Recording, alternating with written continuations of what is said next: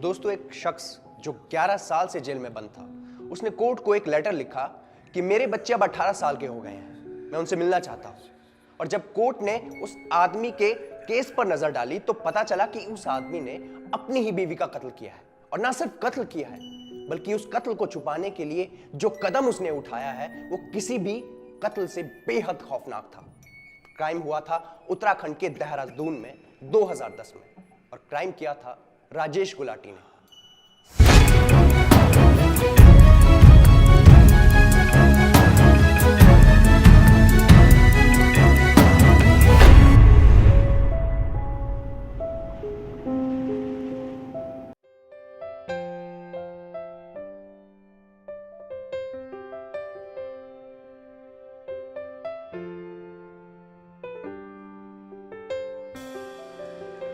राजेश और अनुपमा की शादी 10 फरवरी 1999 में हुई थी। राजेश एक यूएस रिटर्न सॉफ्टवेयर इंजीनियर था और अनुपमा ने एमसीए का कोर्स किया हुआ था। सो बेसिकली दोनों ही हाईली एजुकेटेड थे। थोड़ा वक्त गुजरा, 2006 आया। राजेश और अनुपमा के जुड़वा बच्चे हो गए। अब राजेश को यह एहसास होने लगा था कि उसका परिवार अब पूरा हो चुका है। फिर आता है साल 2008, जब राजेश इंडिया आने का पूरा मन बना लेता है। वो अपने बीवी बच्चों के साथ देहरादून के प्रकाश नगर में एक किराए के मकान में शिफ्ट हो जाता है। अमेरिका से आने के बाद राजेश को लगा कि उसकी जिंदगी में अब खुशियां भर जाएगी, मगर किस्मत को तो कुछ और ही मंजूर था।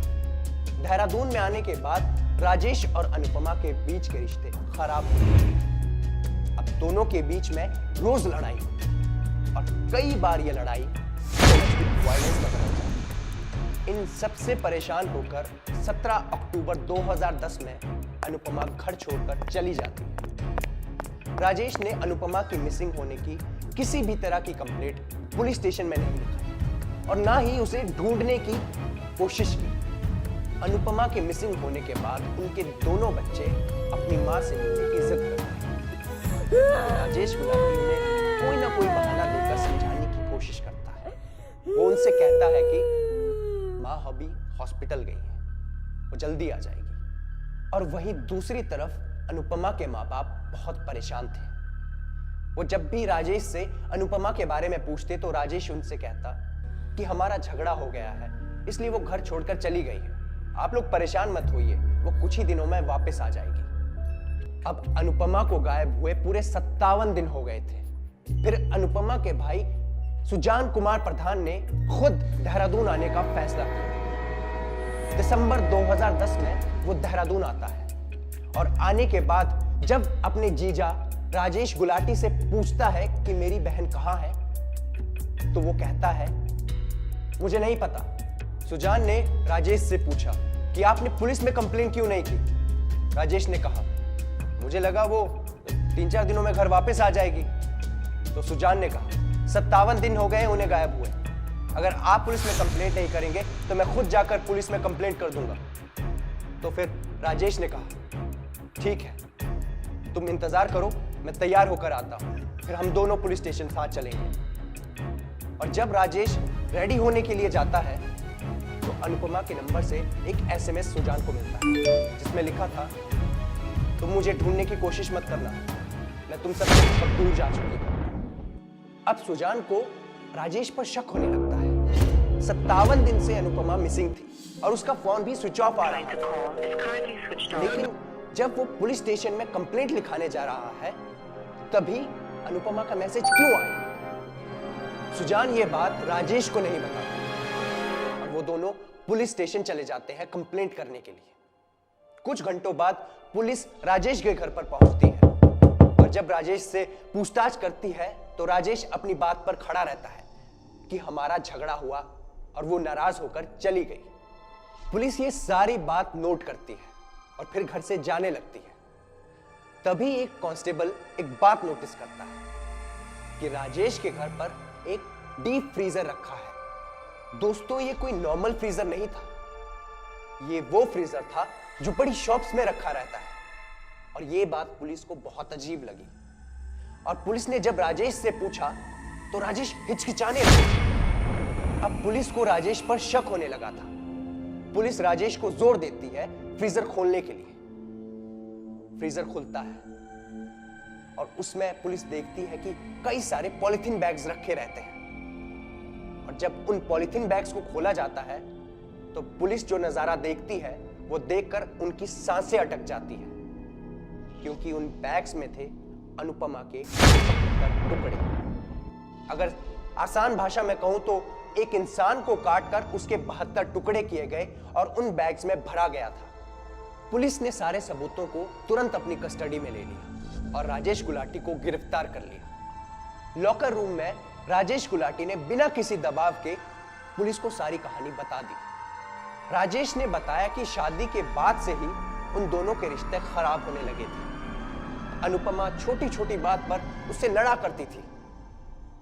राजेश बताता है कि अनुपमा के साथ उसकी लड़ाई इस बात को लेकर होती थी कि अमेरिका में उसका एक दोस्त था जिसके साथ अनुपमा का अफेयर था, और वहीं अनुपमा की लड़ाई राजेश से इस बात को लेकर होती थी कि कोलकाता में किसी लड़की के साथ उसका अफेयर चल रहा था।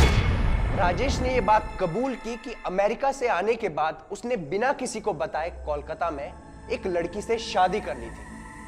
इन सब के बाद अनुपमा ने महिला हिंसक रोधी शाखा में एक कंप्लेंट कर दी थी, जिसकी वजह से राजेश को हर महीना 20,000 रुपए एज ए पेनल्टी अनुपमा को देने पड़ते थे। राजेश ने बताया कि कुछ ही महीनों बाद अनुपमा उससे और पैसों की डिमांड करती है। 17 अक्टूबर 2010 को इसी टॉपिक को लेकर अनुपमा राजेश से और पैसों की डिमांड करती है और यह बहस धीरे धीरे हाथापाई में बदल जाती है। हाथापाई में राजेश अनुपमा को पीछे से धक्का देकर बेड के कॉर्नर पर गिरा देता है और अनुपमा वहीं पर बेहोश हो जाती है। पहले तो राजेश डर जाता है कि कहीं अनुपमा की मौत तो नहीं हो गई, पर पास आकर उसे पता चलता है कि अनुपमा की सांसें अभी भी चल रही हैं। राजेश एक बात जानता था कि अनुपमा अगर इस दुनिया में जिंदा रही तो उसे जेल जरूर भिजवा देगी। इसका इस दुनिया में ना रहना ही बेहतर होगा। राजेश घर से सारे कॉटन लेकर आता है और अनुपमा के मुंह और नाक में डाल देता है, जिससे कि अनुपमा की सांस घुटने की वजह से मौत हो जाए। राजेश ने जैसा सोचा था वैसा ही हुआ। अनुपमा की सांस घुटने की वजह से कुछ ही सेकंड्स में मौत हो गई। फिर राजेश अनुपमा की लाश को बाथरूम में लेकर जाता है और 2 दिन तक यही सोचता है कि उसकी लाश का किया क्या जाए। राजेश ने एक फिल्म देख रखी थी, साइलेंस ऑफ द लैम्स। उससे उसे आइडिया आया कि लाश को ठिकाने लगाने के लिए सबसे पहले उसके छोटे छोटे टुकड़े करने पड़ेंगे। राजेश अगले ही दिन मार्केट जाता है और वहां से एक इलेक्ट्रिक ग्राइंडर मशीन, एक हथौड़ा और एक डीप फ्रीजर लेकर आता है। सबसे पहले राजेश ने अनुपमा की बॉडी को काटना शुरू किया, फिर हथौड़े की मदद से उसके छोटे टुकड़े किए और एंड में उन्हें पॉलिथीन बैग्स में भरकर डीप फ्रीजर में डाल दिया ताकि वो सड़े ना और ना ही उसमें से स्मेल आए। राजेश की बॉडी खून से लथपथ हो गई थी, मगर फिर भी वो अनुपमा की बॉडी के टुकड़े करता रहा, उन्हें काटता रहा। फिर आखिर में राजेश सैटरडे संडे को एक एक बैग लेकर जाता है और मसूरी के जंगलों में उन्हें फेंक देता है। जरा सोचिए दोस्तों, अगर उस दिन उस पुलिस कांस्टेबल ने डीप फ्रीजर को नोटिस नहीं किया होता तो आपको क्या लगता है, क्या यह केस सुलझ पाता? खैर, कोर्ट ने राजेश को अनुपमा का हत्यारा माना। सितंबर 2017 में उसे उम्र कैद की सजा सुनाई गई और उस पर 15 लाख रुपए का जुर्माना भी लगाया गया। उन्हीं 15 लाख रुपए में से कुछ पैसे उसके बच्चों के अकाउंट में डाले गए। अब राजेश के बच्चे बड़े हो गए हैं और वो अपने मामा के साथ रहते हैं। दोस्तों, इस कहानी से एक बात तो साफ होती है कि इंसान को कोई नहीं समझ सकता, अनजाने में ही सही, मगर कब अपने ही जान के दुश्मन हो जाएं, कोई नहीं बता सकता। चलिए, इसी के साथ आपसे अलविदा लेते हैं।